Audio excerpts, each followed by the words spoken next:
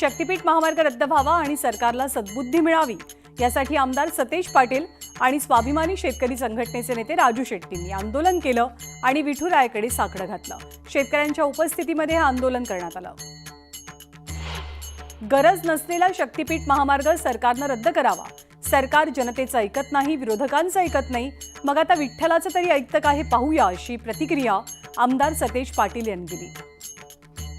जोर जबरदस्ती करून शेतकऱ्यांच्या जमिनी हडपण्याचा सरकारचा प्रयत्न आहे। हा नवा महामार्ग नेमका कुणासाठी? 30 ते 32 कोटी रुपयात होणाऱ्या महामार्गावर 86 कोटींचा खर्च होणार आहे। मग उर्वरित 50 कोटी सरकार कुणाच्या खिशात घालणार, असा सवाल उपस्थित केला राजू शेट्टींनी।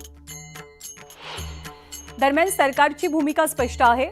जे अडचणीचे मुद्दे आहेत त्यात चर्चेतनं मार्ग काढून शक्तीपीठ महामार्ग आम्ही करू, अशी भूमिका राज्याच्या मुख्यमंत्र्यांनी मांडली आहे।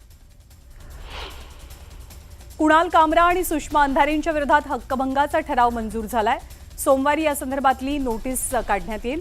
त्यामुळे कुणाल कामरा आणि सुषमा अंधारे यांच्या अडचणीत वाढ होते आहे।